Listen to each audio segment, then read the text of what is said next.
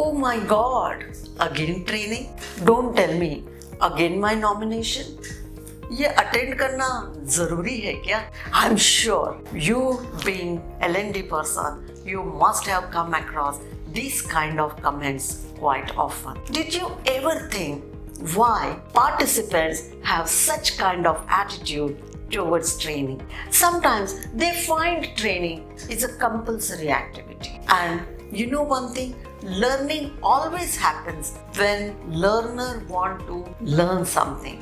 Then it's been compelled to the learner. Now, why these things are happening? Most importantly, many people are not getting what they wanted in the training program. Let me share some data with you and let's have a look at this presentation. I'm referring to one article given by Harvard Business Review in 2019.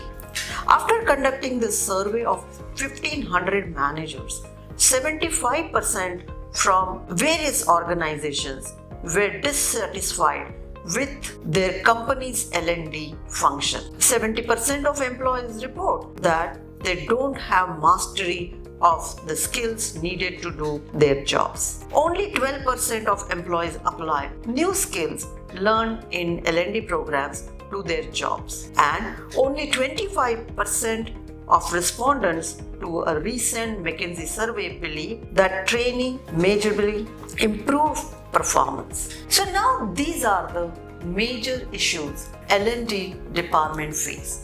Does that mean that we need to stop giving training programs? Certainly not. However, there are certain things which we need to keep it in mind because it's very important. If we are investing time, energy in L&D, then the learning should go to next level. Let me share 3 P's with you which can help to have effective training program in your companies. The first P is personalized content. Now, what do I mean by personalized content? Many times we have seen many employees sit in all training programs, whether they need it, whether they don't need it. And it's very important for all of us to know that what kind of programs they want. Like in the last week when I was talking to one of my clients, he said beautiful thing. He said, these are the training programs our employees want themselves. And once we got the list of the training programs, we published it on our portal and these many people have nominated themselves. Imagine when person is nominating, that means the person is convinced that I need this kind of training. Of course, there can be some trainings can be mandatory, but just see some percentage of your training programs, can you make it personalized where personal ownership will come. You can also take insights from the supervisors that what kind of training program your team needs, and believe me, they will give you a lot of insights. So the first P is personalized content. Let's have a look at the another P. Provide continuous support post-learning. Now, let me also take you through the recent data published in the same article. So let's have a look at this particular graph. Retention of the knowledge can happen, or the retention can be there only 58% after the training program of 20 minutes. 1 hour down the line, it will be just 44%, whereas 9 hours down the line, only 36% people can remember. If you look at it after 1 day, only 34% of the training they will be able to retain. After 2 days, only 28%. And if you look at it after 6 days, only 25% retention can happen. If you look at after 1 month down the line, only and only 21% of knowledge can be retained. So retention is a big challenge in learning and development. Hence, the very important thing is this: post-training program, trainer needs to provide support, continuous support. Now, how can you develop that support? You can give certain kind of assignments to your learners which they need to submit after 8 days.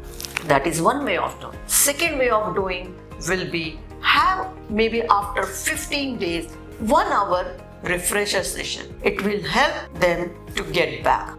The most important thing which I follow, I generate the WhatsApp group of the participants and I regularly engage with them on WhatsApp group.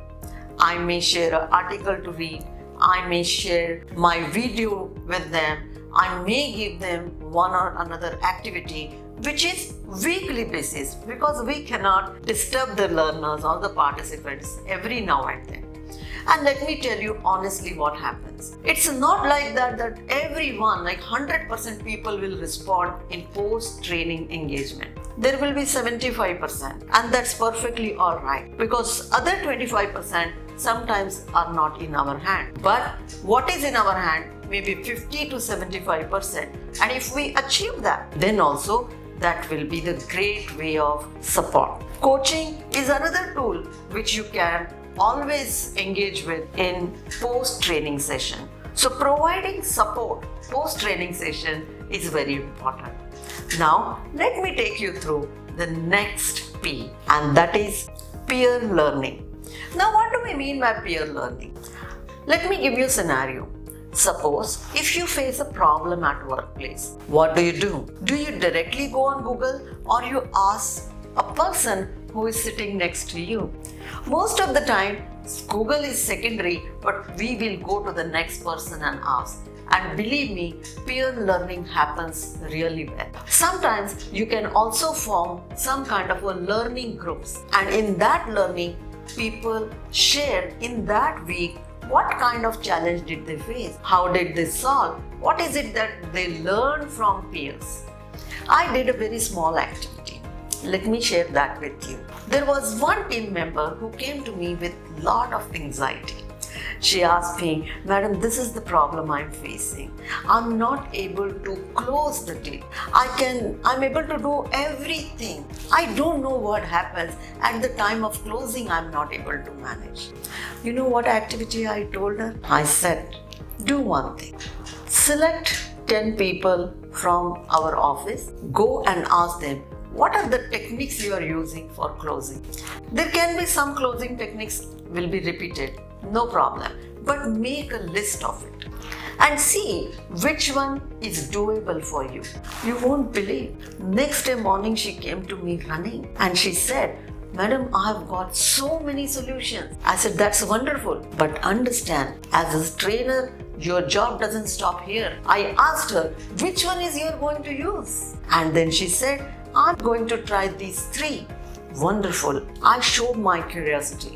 After 15 days, I again called her and asked her, "How are these techniques working with you?" She said, "I did not use all the techniques, but I tried one technique and that is doing very well." I said, "Absolutely great.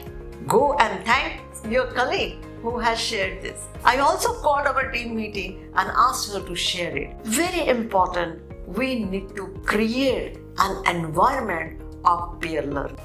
I hope all these 3 P's you will find it useful for the effective functioning of learning and development department. Thank you so much. If you have any question, any doubt, any advice, any query, do feel free to talk to me or drop me a mail.